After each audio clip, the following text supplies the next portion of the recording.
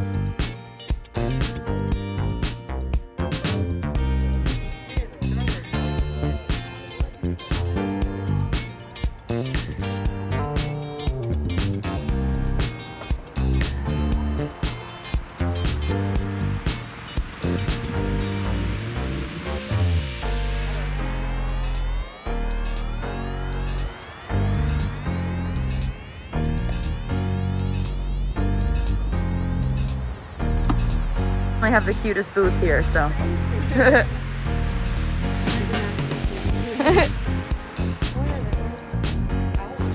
Oh.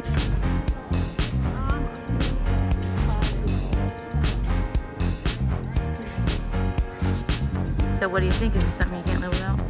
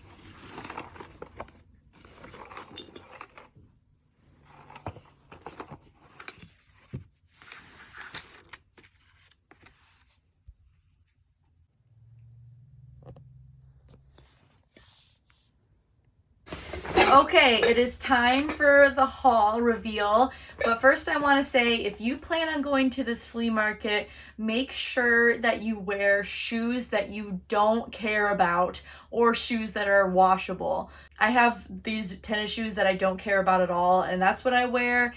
And I wear jeans regardless of how hot it is because your legs will get covered in dirt.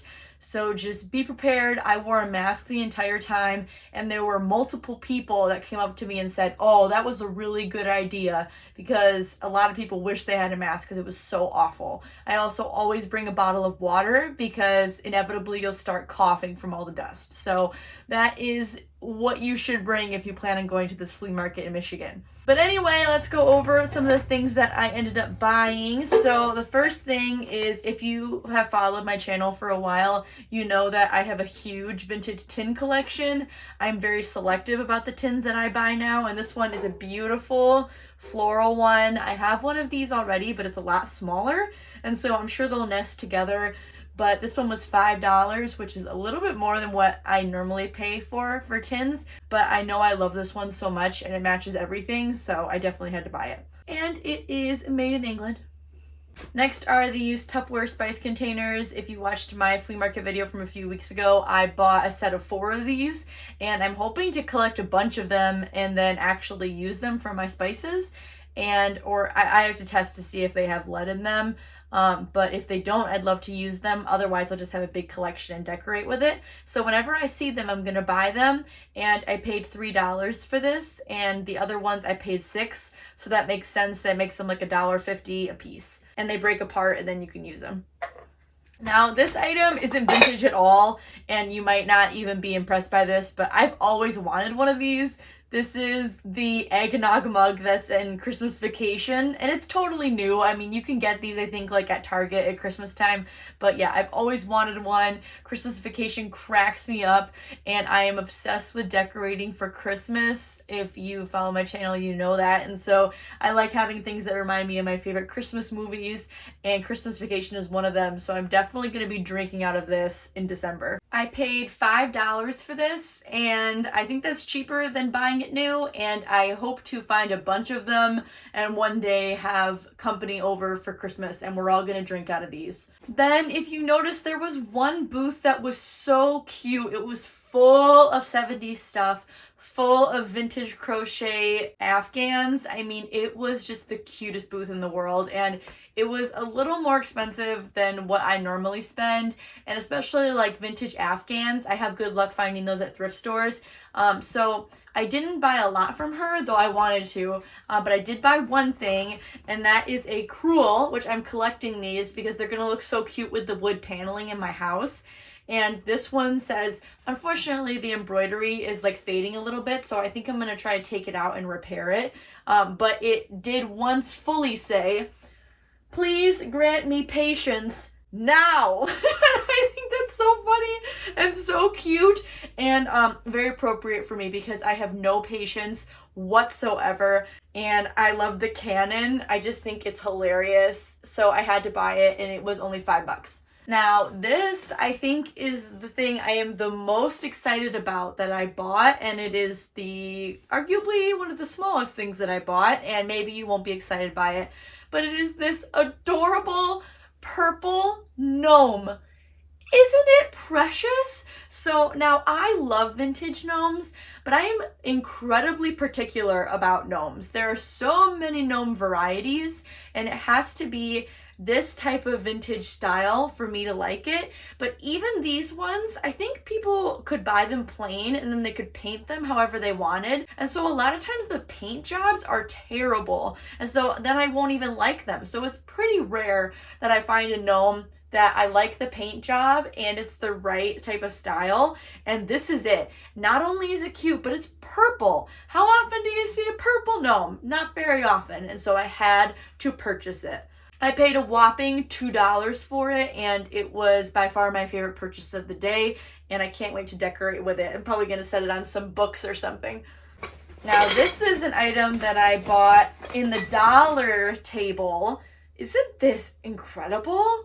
It is a vintage candy dish. It's like blue and green at the same time. It like fades from green to blue. It blows my mind. I think it is so incredibly beautiful. The design is so spectacular. There's like pretty acorns on it. It'll be so pretty on a coffee table. And I've never had any vintage candy dishes before, but if you follow my Instagram account, I shared that I found this beautiful amber one at a garage sale. And so I think I'm accidentally starting to collect colorful candy dishes. I paid $1 for this one at the garage sale, and I paid $1 for that one.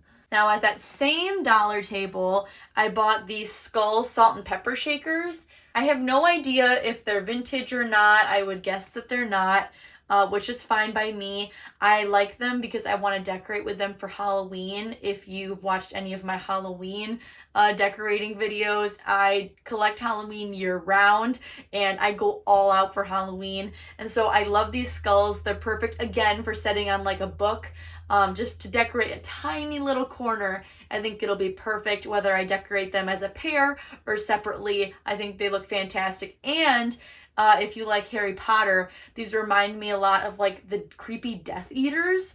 Anyway, I think they're really cool. This is probably tied for my favorite thing that I bought.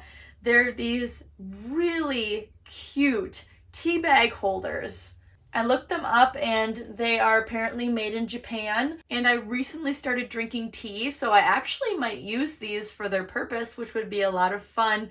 I think they're supposed to come in a set of 4, and then they have like a little rack that they can set in, and the only reason I know that is because I saw a set of those at a previous flea market and I tried to buy them and it was like $30 or something, and so I ended up paying $5 for both of these, and I thought that was a great deal. And that is everything that I bought, and it was way less than I normally buy, which is great. I almost bought a few things there. If you remember in the video, there was this stack of pastel Tupperware containers. I almost bought those. It was $10 for the set. I asked if she'd go down in price and she said no, and so I decided not to buy them, even though they were only $2.50 a piece. But I'm trying really hard to be very selective and have like, you know, certain price limits. So I'm going to keep my eye out for if I can find those at all. They reminded me a lot of the Marvelous Mrs. Maisel, so maybe I'll get to find them another time. But in total, everything that I spent, it was only $27. I am very proud of myself for spending so little, and I'm really happy with what I ended up coming home with. And plus side is everything is very small and compact, and I don't have a ton of space in my house now, like for storage, so buying small stuff is definitely the ticket. Now, next week, I'm gonna have a new microphone, I hope, and I better, because next week's video is going to be all about talking, since I will be sharing another personal life update. If you thought that my personal life updates were done after announcing my divorce and my move, apparently we're not done. Because I do have another life update that is important for me to share because it might affect this YouTube channel, and so I want to be transparent about that. But it is good news, which is great. I could use some good news, so I will be talking all about that next week. Make sure you let me know in the comments what you saw at the flea market that caught your eye, what you would have bought if you would be, you know, brave enough to go to this flea market that was full of dust and dirt.